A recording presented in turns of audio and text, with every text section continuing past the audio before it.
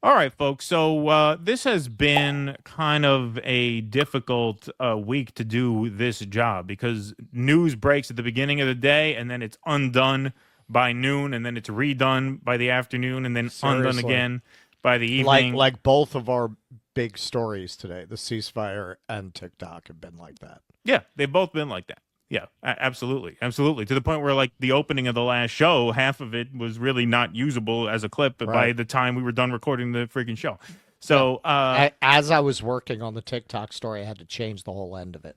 right. Yeah, exactly. So it has been difficult. It has been difficult, but hey, we can't complain. We can't complain. We have it relatively easy in this crazy world of ours. And now, of course, Israel and Hamas ceasefire deal takes effect as first three hostages are released. So the big news towards the end of last week was that, or towards the middle of last week, I should say, is that a ceasefire deal had been reached. And then, of course, it was delayed, and then it was agreed upon, and then delayed again a few hours this morning. I shouldn't say delayed a few hours this morning. Israel acted like they were going to delay it again, but Hmm. ultimately did not. So Gaza now has its first day of peace in a very long time. Israel and Hamas ceasefire deal takes effect as first three hostages are released. Three Israeli hostages were released Sunday as part of a long-awaited ceasefire between Israel and Hamas. They are the first of 33 that Hamas is expected to free during the first phase of the deal. A transfer to the Israel Defense Forces and Israel Security Authority was underway just after 5:30 p.m. local time, those agencies said in a joint announcement. Both IDF Special Forces and ISA forces will accompany the freed hostages back to Israeli territory where they will undergo initial medical evaluations, according to the announcement. The commanders and soldiers of the IDF salute and embrace the released hostages as they make their way home to the state of Israel, they said. The ceasefire officially began earlier Sunday after a last minute delay of almost 3 hours. Okay, so it was actually put off by 3 hours. I thought they had just talked of that, but they actually did put it off by a few hours. The fighting continued past the initially provision 8:30 a.m. local time, 1:30 a.m. Eastern deadline, as the Israeli military said Hamas had failed to provide the names of the first three hostages due to be released per the terms of the agreements. See, they just keep fighting until the last possible Hmm. second. Hmm. In Gaza, fighter jets and drones were reported to have disappeared from the skies as the deal took effect, and at least 191 aid trucks were said to have begun entering into Gaza through the Kerem Shalom crossing. The first phase of the ceasefire calls for Hamas to release 33 hostages over a 6 week period. They include women, children, and hostages over 50 years old, a draft viewed by CBS News said. The plan says three living female hostages will be returned on day one, four hostages will be released on day seven, and the remaining 26 over the next 5 weeks. In a post on Truth Social, Trump welcomed the impending release of the hostages. Hostages starting to come out today. Three wonderful young women will be first, he wrote on Sunday morning. In a rare meeting during the Jewish Sabbath, Israel's full cabinet voted to approve the deal. Of course, there's Trump's Truth Social post early this morning, 7:19 a.m., our time here on the East Coast. Under the negotiated deal, the ceasefire will be in three phases. The first phase of the ceasefire will last 42 days, and negotiations on the far more difficult second phase are meant to begin just over 2 weeks in. So you're looking at a 6 week ceasefire with about a month's worth of negotiation time to get to phase two. After 6 weeks of the first phase, Israel's security cabinet will decide how to proceed. In total, Hamas would release 33 hostages during the first phase. They would start releasing hostages on the first day, initially returning three to Israel, according to the draft viewed by CBS News. On the 7th, they would release four. Thereafter, Hamas would release three hostages every 7 days, starting with the living and then moving on to return the bodies of those who have died. During each exchange, Palestinian prisoners will be released by Israel after the hostages have arrived safely. Mr. Biden said Wednesday that Americans would be among the hostages released in the first phase of the agreement, but he did not specify any names or how soon they would be freed. In phase one, Israel will release at least 1,700 Palestinian prisoners, which I consider to be hostages. Notice they call Israeli hostages. They call Palestinian hostages prisoners, including 1,167 Gaza residents who were not involved in the October 7, 2023 Hamas-led attack that sparked the war. All women and children under 19 from Gaza held by Israel will be freed during this phase. The remainder of the hostages in Gaza, including male Israeli soldiers, are to be released in a second phase that will be negotiated during the first.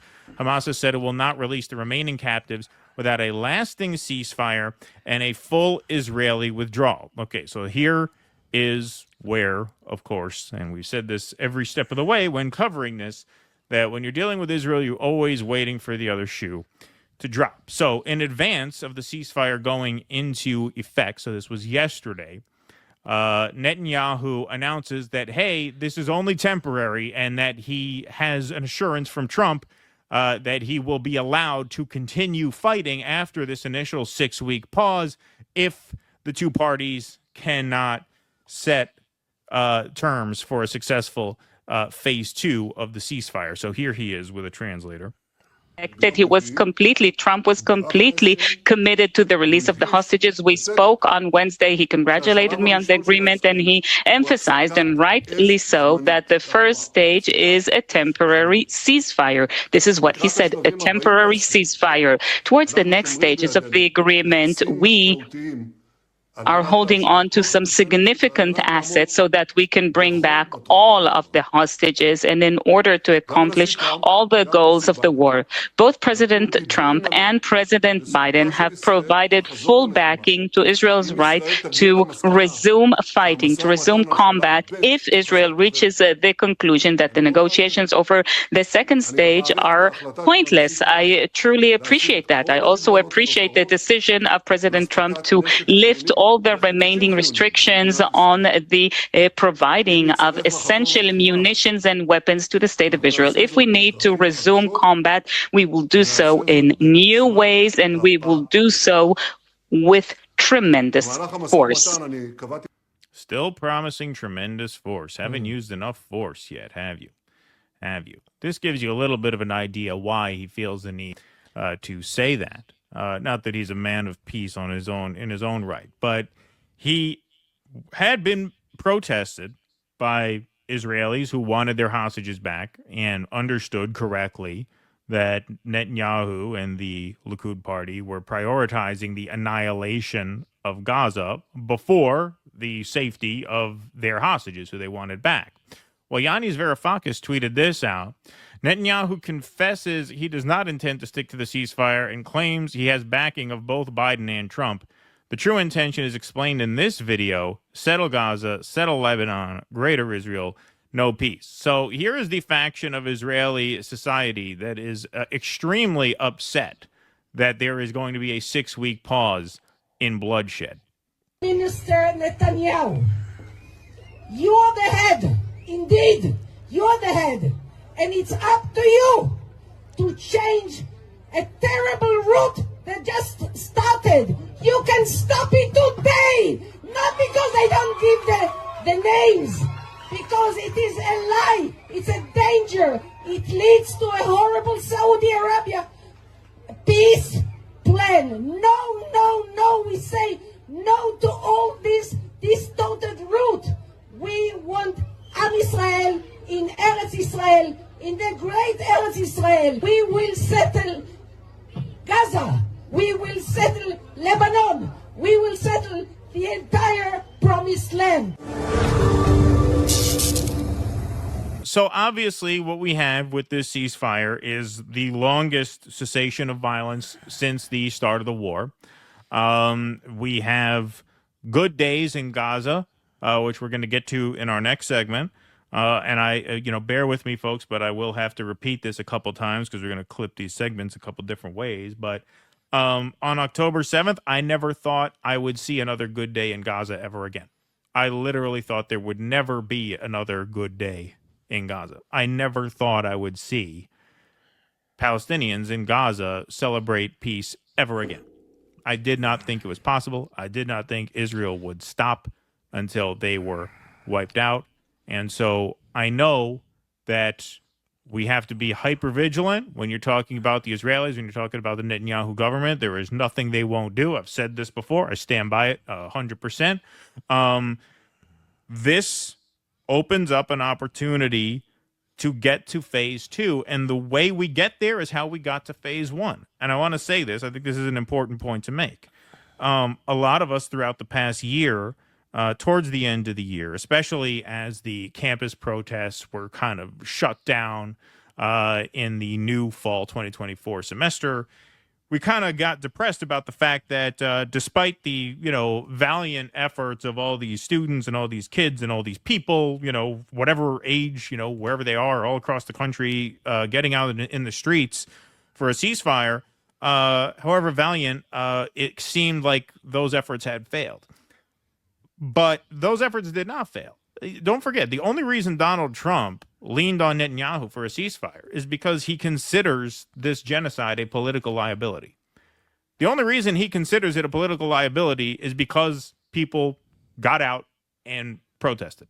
If that did not happen, Trump would not feel any political need to get this 6-week pause, which hopefully leads to a phase two and a phase three, and hopefully we don't see any continuing massacres of this kind related to this incarnation of a decades-long war. Obviously, the goal of a free Palestine remains the goal, but now you have an opportunity, a 6-week pause, to keep the pressure on and communicate to Donald Trump. And like I said before, this is in MAGA's hands as much as anybody else to insist that we follow through and get to phase three, and that there is not another drop of blood spilled in Gaza in this phase of what is obviously just a very brutal chapter in history. So I'm not going to tell you we are free and clear. We are not.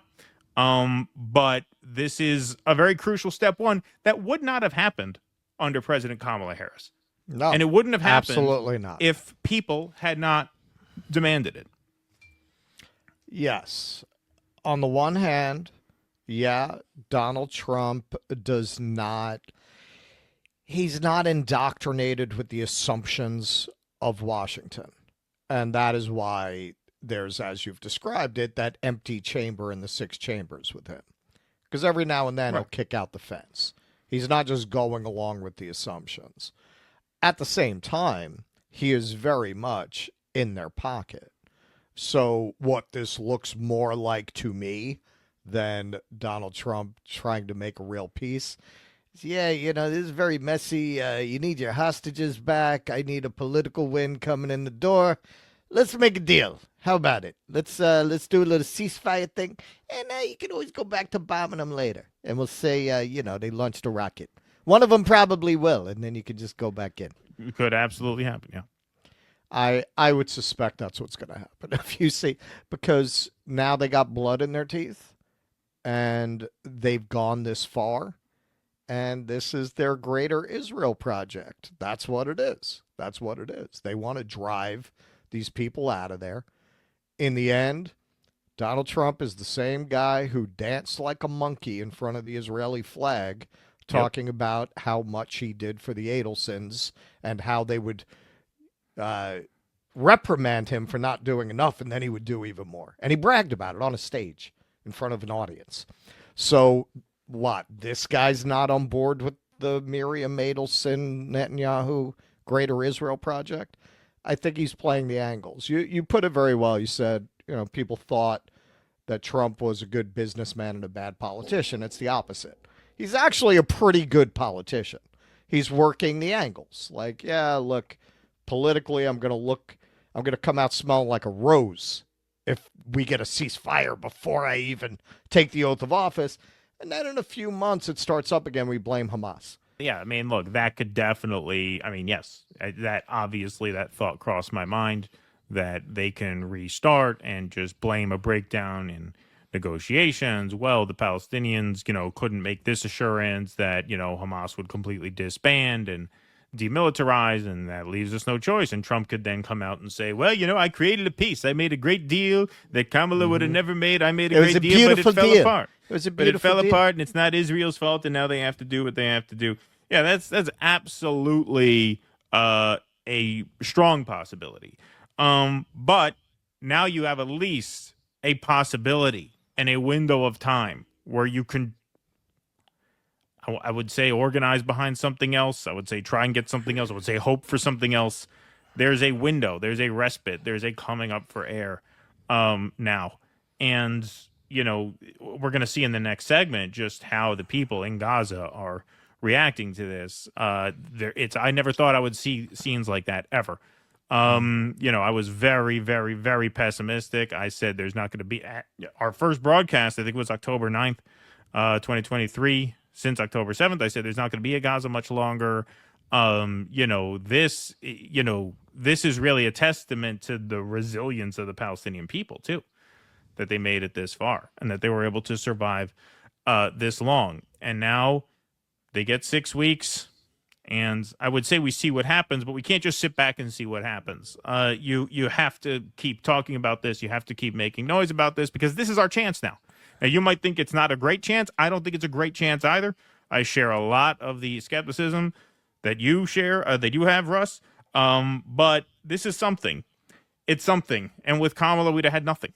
I mean, that's just a fact. Sure. That's just a fact. Sure. Yeah. Well, and that's why we always leaned on the side of, hey, if you're going to vote within the duopoly, gun to our heads, so to speak, sure, Trump. But let's not have any illusions about Trump. I think you're seeing a lot of people right now. It's very easy when your political awakening has been defined by fighting the liberal class to be desperate to dig a heel in their face by embracing their so-called mortal enemies that aren't really their enemies at all, but the theater of it is that they're enemies. At the very least, we know they don't like Donald Trump, right? So there's a tendency, I think, for a lot of people whose political journey has gone through that path to anything that Trump does that they could somewhat plausibly cling to as a good thing. See, he should get the Nobel Prize. Calm down. Well, obviously, I never. Calm down. Calm down. No, I know you're not. But I think there is that temptation for people who were called Bernie bros or, people who experienced much worse from that side, people with higher profiles, having been marginalized or attacked or had the Justice Department weaponized against them personally. There's a tendency to want to embrace the enemy of your enemy, right? But I think people should settle down because I think in a few months, man, you might have to go delete some tweets and things if you say those things now. Well, what I would say, I mean, look, to the point of this being a liability for Trump, which is why, look, I mean, I get to the extent I give credit for this, it's credit to the people who made noise about this, who refused to give in and vote for either duopoly candidate because they're the ones who forced Trump's hand. Don't forget, Trump isn't doing this because he's a nice guy. He knows Pam Bondi is a sicko who's going to want to hand student protesters over to Crazy Face's FBI over there. That's another thing with all he this. He doesn't want it. Like he'd rather not deal with it.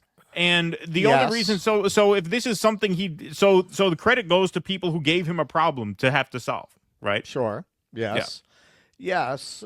But again, if you look at that bipartisan consensus, look, there's so much news we didn't even cover it. The fact that Pam Bondi is the one of his appointments that on a bipartisan basis are like, oh yeah, she's great. She's fine. I mean, that tells you how intact the establishment is and how sick their priorities are. Oh, RFK's the problem. And I'm not saying there are no problems with him, but I'd be much more concerned if he were at the Defense Department than if he were at the Department of Health. You know what?